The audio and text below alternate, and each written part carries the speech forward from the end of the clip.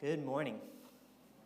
Welcome to all of you who are here with us this morning. Welcome to those who are with us online. So glad to be with you today. It's really exciting to be together like we are this morning, and I'm excited to share this lesson with you this morning. In fact, I can think of no better way to start off this sermon, or really any sermon for that matter, than with this, with a dog pile of puppies.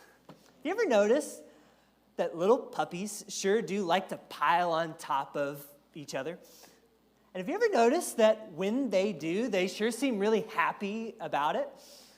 Well, puppies are not alone in this tendency. And yes, it's true that for some of our friends in the animal kingdom, they might like to keep each other at arm's length, like these two birds here in this picture. And there are probably some cases where they don't like to share with each other. By the way, I give a caption to this photo. This is a fishing trip with Mark Samsel. There may be some instances like that where folks don't like to share. But for most animals, as far as I can tell, there is some joy and satisfaction, or at least some desire to be together with your crew, your group. Take penguins, for example. You like penguins? Penguins are a really good example of this. Did you know that some types of penguins form huddles together? Actually, they can be quite large, and some types of penguins in Antarctica form these tight together huddles of more than 6,000 penguins pressing in against each other. And why do they do that? This is pretty obvious, right? The temperatures in Antarctica can sometimes get as low as minus 60 degrees. But inside that tight-knit huddle, they've done studies on this, and they found that in the center of that huddle, it can be as warm as 70 degrees. That is a 100-degree difference between the outside temperature and right there in that huddle. There's no surprise in why they do what they do. This obvious benefit is there in banding together. And I'm sure it's probably like that for puppies and whatever animal you might think of. There's something instinctual, something created and innate within them, this need for each other. And it probably even goes beyond just something like keeping each other warm. There's some kind of deep down sense, this connection, this comfort, this protection that says we are better off together. So what about us then? Are we like that too? This is something that Ecclesiastes talks about in what for many people is another one of the favorite passages of this book. We read just a bit of it a moment ago, talking about Ecclesiastes Chapter 4. If you'd like to get out a Bible and turn there.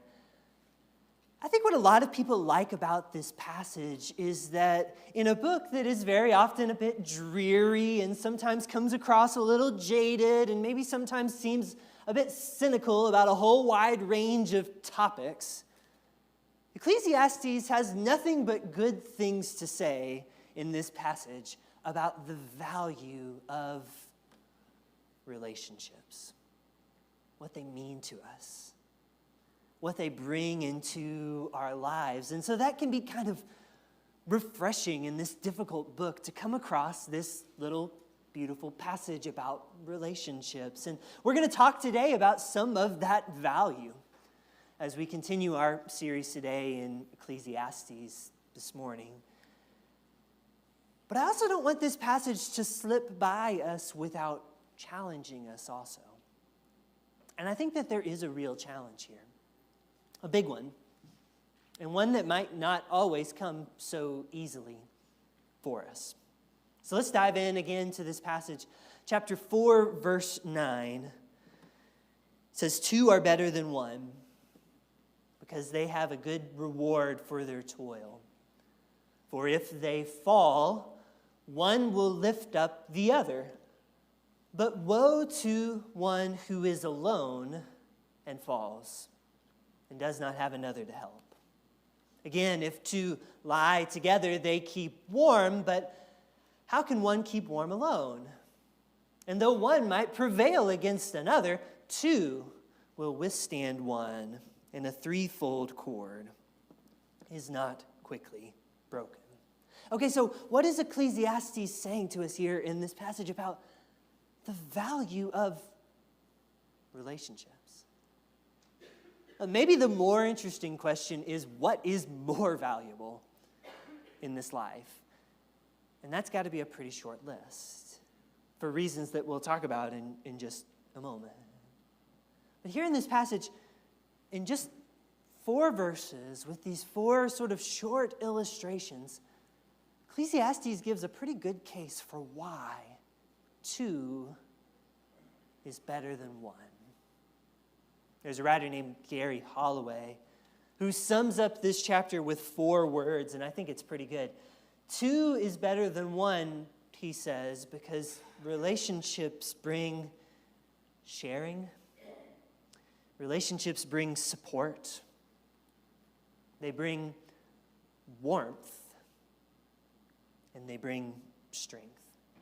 And maybe it's good for us to spend a little time thinking about some of these things. So the first reason, verse 9, that 2 is better than 1 has to do with sharing. These verses, that first verse is about working together. So you know that because at the end of it, it ends with talking about the results of your toil, your labor, your work.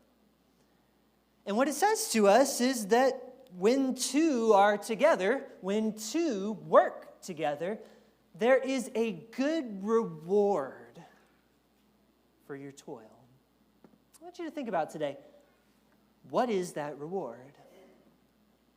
What's the good reward when 2 work together? Is it just simply something practical? Like when 2 people work together, they can probably get more done than 1 person. When 2 people put their salaries together, boy, isn't that nice? When 2 people work together, you might be able to work faster or produce more or have some help in it. And we could probably make a whole long list of things that are good and practical about this. I think this verse has something even more in mind than just those practical things. I'll give you an example or 2. So Lisa and I like to exercise together. There was a time when we both exercised, but we would kind of do it on our own, one time of a day or another, and kind of do our own thing. But now we almost always go together. That has made it so much better, so much more fun and enjoyable. Sometimes the together part of our workout might just simply be riding in the car together to the park or to the gym. And then when we get there, we might just kind of go and do our own separate things when we're there. But just the simple act of knowing there's somebody there with you, knowing that someone is in this effort with you, makes it so much more enjoyable, so much more rewarding. It reminds me of some times in life, and maybe you've had this experience too. I was able to go on some mission trips growing up with some of my best friends. I also went on some mission trips with family sometimes. And some of the things we did on those trips would not qualify under normal circumstances as rewarding and fun activities. Mixing cement and carrying bricks and reshingling a roof is not necessarily everyone's idea of fun. But some of those days were just a delight, They really were. How can that be? Because it's a delight to share in an effort with somebody. And it's a joy to share what you're doing with somebody. If it'll help them or bless them or make their day, to have somebody to share that with is rewarding. What I'm trying to say is that the value, the good reward of 2 working together is more than just being able to do more or do it faster or produce more of something. And we really see this if we actually go up a few verses in your chapter. Go up to verse 7, 8, right before this passage. And here we find the picture of a person, one solitary person, who works and works and works and works and works. There is no end to all his toil, verse 8 says. And because of that, he gets and gets and gets and gets and gets. Like, it's not that he's lacking in those practical things. Maybe he could have gotten it to it faster if someone was working with him, but he ends up getting the stuff, the practical stuff. But this passage is about what he's missing. And what he's missing is that shared reward, that common effort, that common joy, the satisfaction of blessing someone else, that common goal. In life, there's something truly rewarding in sharing in the work with someone else. And this is something that, if nothing else, the gospel offers to us. Like, no matter what our friendships are like, and no matter what our work may be like, and no matter what our families may be like, what the church should be is the place of shared work and the joy that comes from that. So Paul talks about this in most of his letters. Philippians is the one that stands out to me because there at the start of the letter, he just talks about, it's effusive how much he holds these other believers in his heart. I hold you in my heart, he says. I pray all the time with joy in my heart because of your partnership in this work. That's what makes it special to him. That's what makes Paul give thanks with great joy, is because he has this partnership, because he shares this work. And from that, he knows that two are better than one. We could say very similar things about all of these other verses here too. So, for example, the third one there is about the warmth shared in relationships. And here again, it starts as something we can read as very practical. If two people lie down together, they can keep each other warm. That's really practical. Think about our penguins that are huddled together and keeping each other warm. There's a reason for that. It starts with something practical. In the ancient world, they had no heaters. You might need this. But I think it goes beyond just this practical thing too, doesn't it? Do you know that feeling of comforting warmth in your heart that you share with someone you love? Isn't that just like a truly special thing?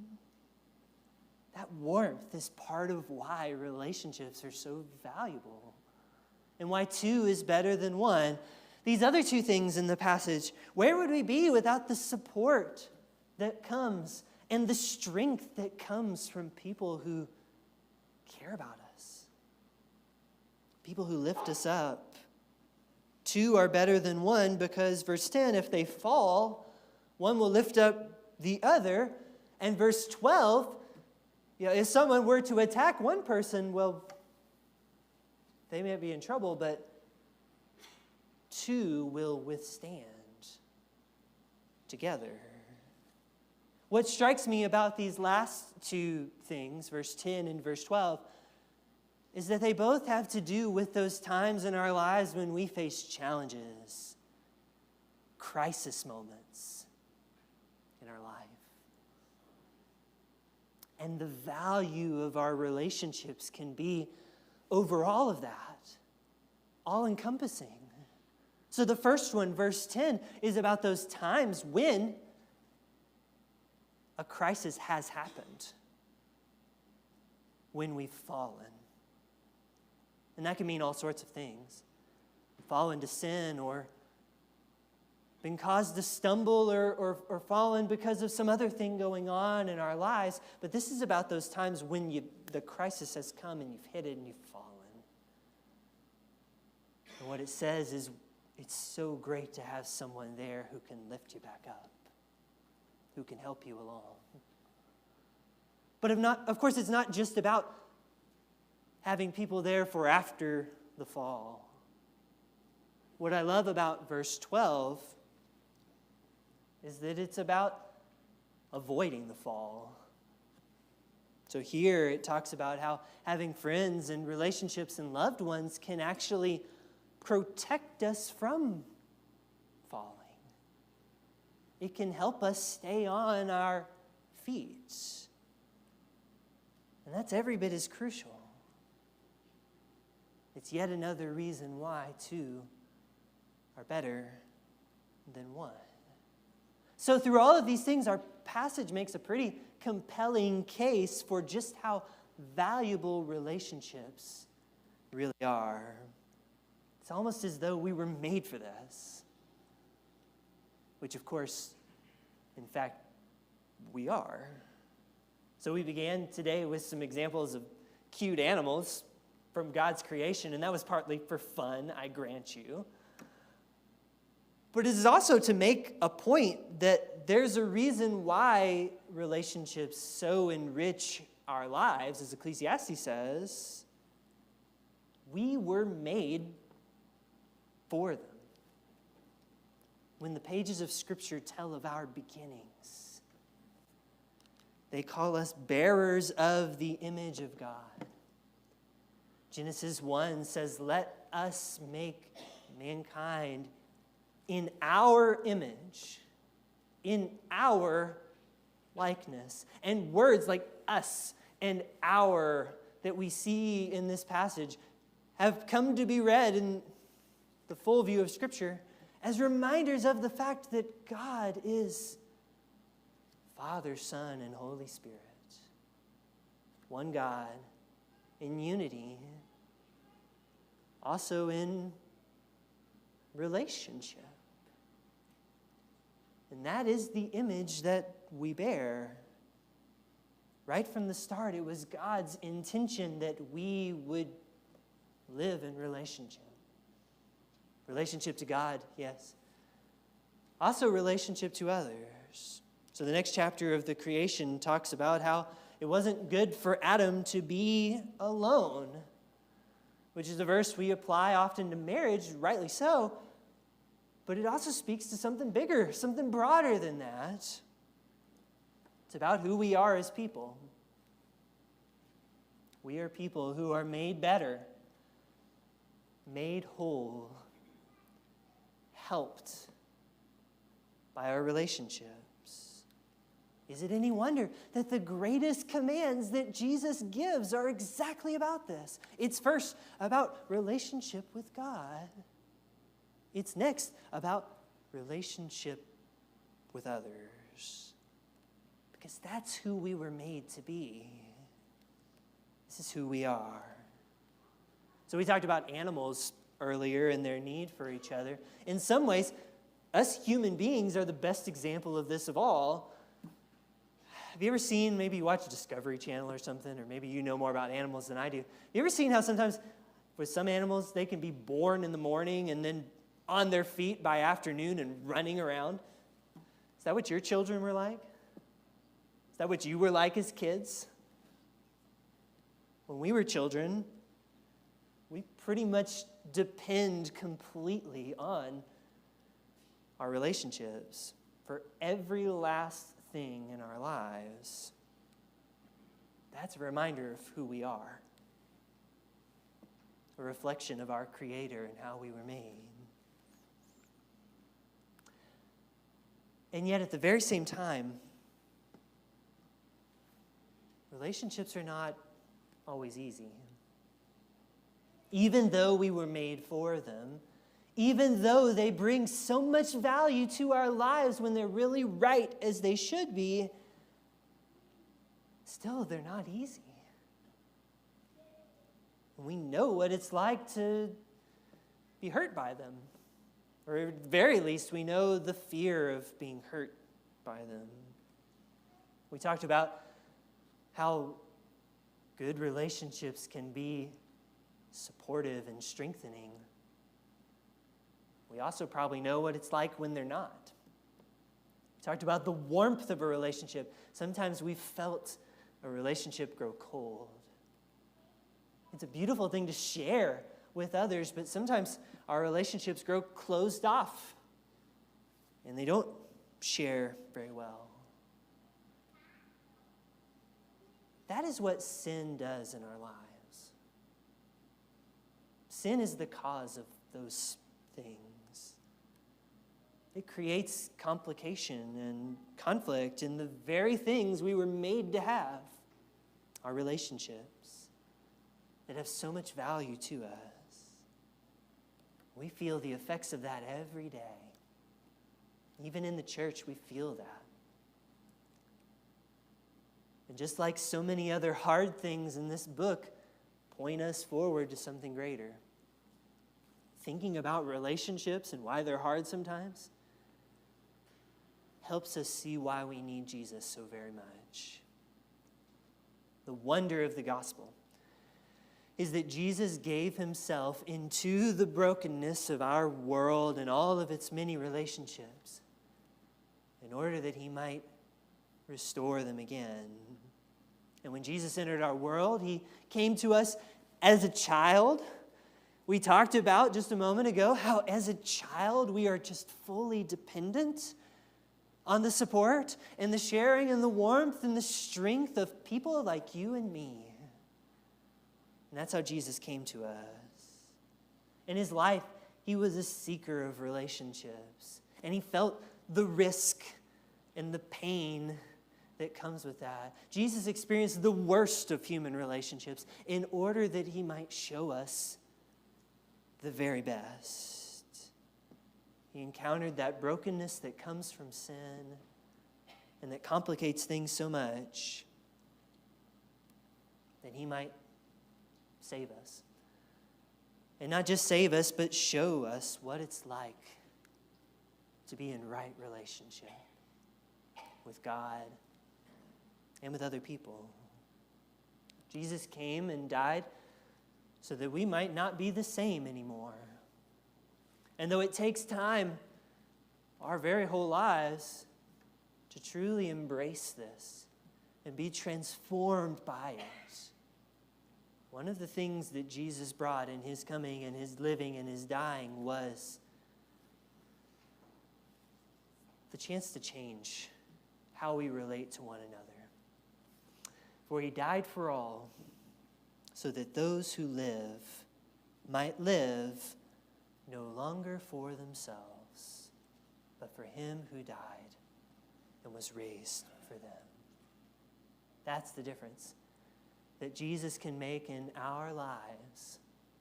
And slowly but surely, as he makes it, it will make a difference in our relationships too. So what does this mean for us today? Well, because of what Christ did and what he showed us, and because two is better than one, I think there's a few things we can take away and remember today about relationships. Maybe one of these is one you need to hear today. First of all, Christ himself showed that in his own life, relationships were difficult. And yet he proved by his willingness to do what he did that he thought it was worth the effort.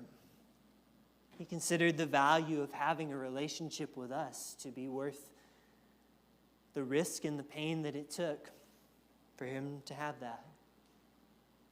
And in this life, in the best of our relationships, we probably know that to be true as well. When a relationship is hard, but it's worth it. There's a surpassing value that can make it worth the effort. But it does take some effort. Our verses today speak of sharing and supporting and strengthening and warming. Those are all things that require something of us, and all relationships require something of the people that are in them. They require our willingness to be open, our willingness to be there, our willingness to encourage and build up and strengthen. That asks something of us. But as we've seen today, the reward can be very good. To have someone there to pick you up when you fall, that's really good. To have someone there to strengthen you and keep you from falling, that's truly valuable. And the last thing maybe we can learn is that no matter what may come in life, we can always know that we have a friend in Jesus, even when it may feel like we have no other friend, even when we feel like we are not two, but rather one. God desires for his church to be a place that carries forward what Jesus did in offering a friend to those who need it. And sometimes we do that really well. Other times we fall short of that. No matter what, though, don't let our shortcomings in that keep you from seeing that Jesus will always be that friend to you there. And he cared so very much for you that he gave his life for you. We sing a song sometimes around here called What a Friend We Have in Jesus. Sometimes around Thanksgiving, I ask you to share some of your favorite songs with me, and this is one of the common ones that comes up a lot. Several of you really fond of this song, What a Friend We Have in Jesus, from the 1800s, 1855. Just last night, I learned the story about this song, but had to make some amendments to our order of worship that you'll see in a bit. This song was written by a man, you see a picture here of him, named Joseph Scriven. He was a school teacher and a tutor. Late in life, he turned to be a preacher. Grew up in Ireland, moved to Canada. He wrote this song near the end of his life. He never published it. It wasn't published till after his death. But he wrote it looking back at the friend that he had had in Jesus all along. Relationships were not easy for Joseph Scriven. He met a girl and fell in love with her at the age of 25. And on the night before their wedding, she was in an accident and drowned. And he was there, but couldn't help her. So he lost his fiancée. Many years later, he moved to Canada. He fell in love again. But this time his fiancée passed away of pneumonia. The song talks about griefs to bear. Those were some of the ones that he bore. And in the song, he talks about what a blessing it is to find a friend so faithful who will all our sorrows share. And isn't that the essence of what makes two better than one? To maybe have that friend who can share with you all of it. And Joseph Scriven learned that Jesus was that friend to him. Not only did he learn that, but he decided to try to be that friend for others too. And there are all kinds of stories, little stories of how he tried to live like the friend that Jesus was. After he died, people told stories of how he would go and do chores for the elderly people in his church. Go chop wood for them. And living in Canada, it's cold up there. He'd go and chop wood and do all that for free. Just wanted to help them out. One of his neighbors lived on a farm and lost their cow. He sold his watch to buy them another one. He strengthened and he shared and he warmed and he supported the people in his life. Not because relationships were easy for him, but because he'd come to know from Jesus himself that two are better than one. And he wanted to help other people know that as well. Maybe know a little bit of Jesus' love. And maybe that's what we ought to take away from this passage this morning. Two is better than one. We have this friend in Jesus who shares with us in all of it.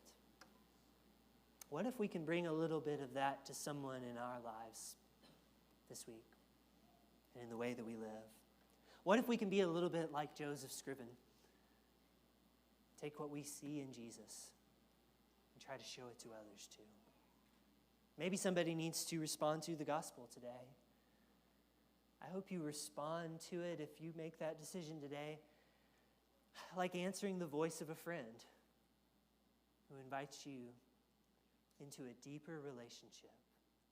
To be washed in baptism, free of your sins. It's that thing that heals our relationship with God and also brings us into God's love in a way like never before so that we can know what a friend we have in Jesus. However you may be called or challenged, we invite you to respond while we stand.